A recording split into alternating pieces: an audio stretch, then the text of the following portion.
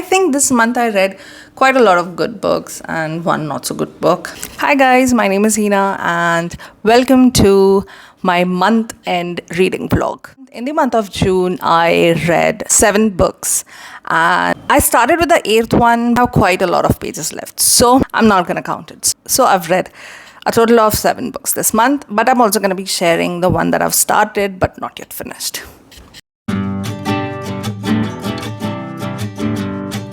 Before we get into today's reading vlog, I would like to highlight a book that literally surprised me. Job Junky by Rudy Ridolfo. It's a memoir, but not the quiet, reflective or meditative type. This one's chaotic, hilarious and unexpectedly emotional. Author Ridolfo takes us through almost 45 odd jobs. Yes, 45, and shares brutally honest, often outrageous stories from his years trying to survive while chasing his dream of becoming a filmmaker. If you've ever worked a job just to pay the rent or struggled to balance passion with survival, then this book will hit you right in the gut. It's like Fear and Loathing meets the gig economy. You'll find the link to this book in the description box below if you'd like to check it out, which I highly recommend. The first book that I read this month was actually a request by one of my viewers. I was so flabbergasted when I was asked to read a book and provide my review for it because it was really humbling, and I was so happy that I ended up getting the book right away and reading it. Yeah, and here's that comment. So thanks a lot for asking me to read this book. I really appreciate it. So coming back to the first book, it is The Three-Body Problem by Cixin. I've already watched the Netflix series The Three-Body Problem, and I went into this book already knowing the plot, but I'll tell you one thing. This book turned out to be an absolute smasher because the Netflix series deviates quite a lot from the original book.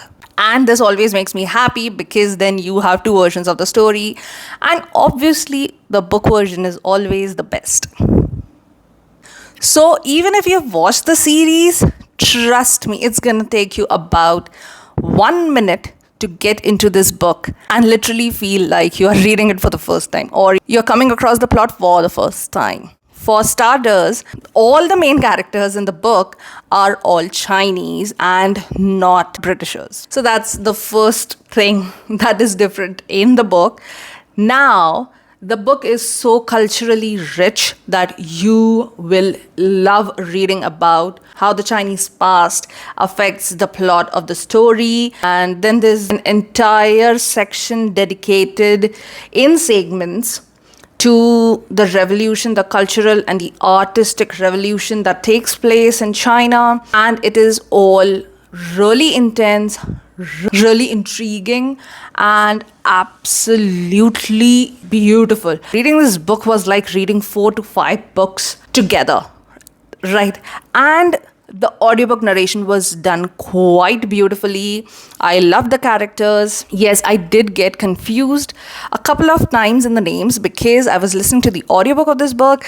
The names kind of sounded the same. I'm pretty sure if you're reading the physical book, you won't have that problem because when we are reading a book, we kind of assign very different pronunciations in our mind than how the names are really pronounced. And because the spellings are going to be different, the pronunciations are going to be different in your mind. And I think that would be a good thing for this book. But overall, I loved this book. Even the ending was quite different from what we saw in the Netflix series, and there was a lot more explanation in the book.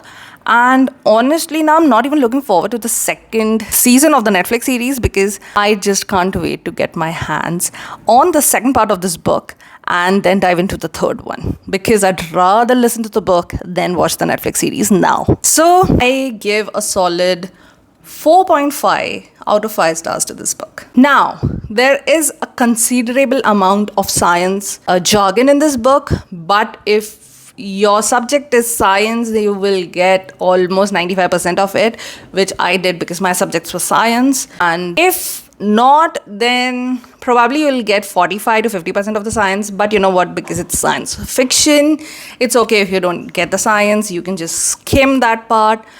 because the rest of the part is totally worth it.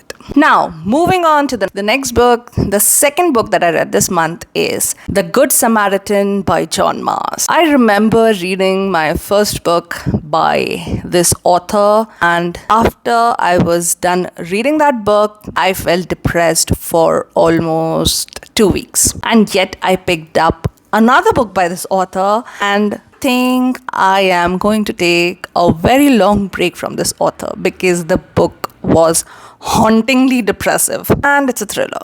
John Mars is one of those authors who writes such complex characters that you literally cannot predict what they're going to do next. I mean, sometimes it doesn't even make any sense, but in a very odd way, because in hindsight, it totally makes sense, because if you're going to be able to predict each and every single thing the character is going to do, then the author is not doing a pretty good job, especially when it comes to thrillers. And that's exactly where John Mars wins. So the first book that I read by John Mars was What Lies Between Us.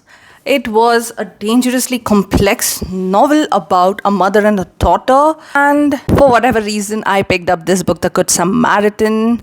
And I actually did not realize at the time that this was the same author who ended up depressing me for 2 weeks. I read this book, and after I was done with this book, I kind of felt so off that I had to turn to self-help non-fiction books to get me out of the gloomy mood that I was thrown into after reading this book. This book is anyway about a suicide helpline volunteer who manipulates the callers into committing suicide. So from the onset, the plot is obviously very morally grey, but what the character does next and the other character does next and then what the first character again does is completely insane. And if you want to hold on to your sanity and if you cannot digest unfairness, I would suggest that you stay away from this book. The prose was excellent, the writing was excellent, the characters were super excellent. Everything was just so excellent. It was just too good. This book is amazing. I would like to give it 4 stars because the ending, I think, could have been a bit less dramatic, I think, but still, it is what it is. And I like what the ending was. Although being a thriller writer, I cannot help myself from imagining alternate endings. So it's a solid 4-star read for me. The next book that I read is How to Train Your Mind by Chris Bailey. It's one of those free Audible audiobooks that you can listen to on Audible, and it really teaches you a lot. I really liked it. It's more about how to discipline your mind, how to be more focused, and how to get work done. And I really like this kind of books because it kind of puts you in a mood where you feel really motivated. And also because after I read John Mars' book, I really needed to feel inspired and motivated. So I went for this book, and this book was pretty good, especially considering it is free for Audible members. So do check out this book if you are into productivity books and love an inspiring and motivating read. For me, this one is 4 stars out of 5. The next book that I read is Wake Up and Open Your Eyes by McLeod Chapman. Now, this book I think is one of those books that's insanely polarizing. I unfortunately did not like this book too much, although it's a dystopian and I've heard so many good things about this book. There were so many aspects in this book that made me extremely uncomfortable. So uncomfortable, in fact, that I wouldn't want to talk about it in my video at all or to anyone at all, or I really wouldn't want anyone to even read this book to find out what it was that made me so uncomfortable. I think dystopian can totally be done without making anyone so uncomfortable. And I'm not even talking about the gory things, eating flesh or stabbing someone to death while completely putting each and every aspect in stark detail. I am talking about certain things related to sexual acts that really make people uncomfortable. So I wasn't okay with it. And there was also a couple of themes that I did not care about at all. And I think the book could have been so much better had there been a couple of more interesting themes laced in the plot instead of just relying on this one big theme and kind of running ahead with it. If you are really into dystopian and can digest weird sex related stuff, then maybe you might like this book. I did not, and I would like to give this one 2 stars out of 5. And I would not recommend this book to anyone, even though the entire online community seems to be going nuts about this book. I have no idea why. I mean, honestly, instead of reading this book, just go read Cell by Stephen King. The next book that I read is Project Hail Mary by Andy Weir. And no, I did not read this book after watching the trailer starring Ryan Gosling in the lead role.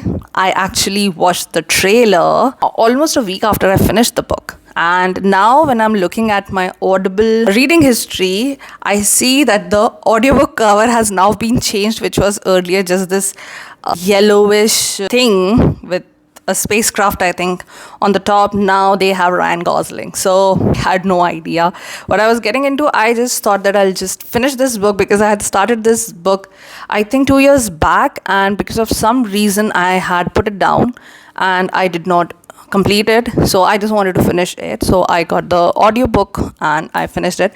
And now I'm very glad that I did, because now the movie is coming out and it stars Ryan Gosling.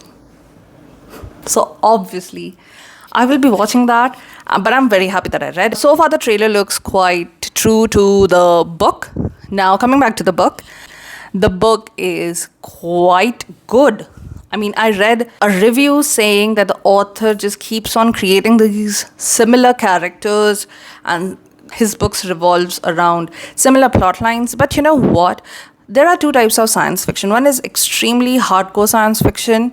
I think one in which the 3-body problem will come into. And the other category is a soft science fiction novel, where there are possibility for a lot of errors and a lot of cliches, and still everyone reads it and enjoys it. Project Hail Mary by Andy Weir falls in the second category, which is very soft-core science fiction. So yes, there's stuff happening, and yes, it feels at many times that this is so impossible, but you roll along with it. That's just because the author and the plot and the story is kind of making you want to suspend your disbelief. There's an alien being in this, and I really found him quite adorable and funny and nice. Also, the narration was quite hilarious. I found myself laughing a couple of times, and that's really rare, So I really enjoyed this one. Overall, I like this book, and I would like to give it a solid 3.5 out of 5 stars. If you like soft-core science fiction, then this book will be a good fit for you. The next book that I read this month is The Handmaid's Tale by Margret Atwood. Now, again, had actually started reading this book almost 3 years ago, but at that time, I had a major issue with the narration that I was listening to, and I did not like it, so I DNF'd it. Recently, I came across a couple of quotes by Margret Atwood and decided to give it another chance. And guess what? I really ended up liking this book. I mean, this book obviously deals with themes that would appeal to all the female readers, even to male readers who believe in gender equality and rally for female empowerment and upliftment. So I knew this book was going to be good, but I did not know this book was going to be so good. At some places, the pacing lagged, but the writing totally made up for it. I mean, dude, it's Margret Atwood's writing. Margret Atwood's writing is pretty good. It's very rich. It's very evocative. It evokes such amazing imagery in the mind of the reader that you would want to pause if you're listening to the audiobook, that you would want to pause the audiobook and go back and listen to a couple of lines again, It was that kind of book. I loved it. I loved the writing especially. I was already aware of the plot because I'd already listened to, I think, almost about half of the book earlier. But I really liked reading it around this time. And I'm definitely going to be reading Testaments. That is the second part or the sequel of The Handmaid's Tale. I have not yet watched the series, but I would like to watch it, but only after I read Testament. So for me, The Handmaid's Tale would be a good 4.5 out of 5 stars.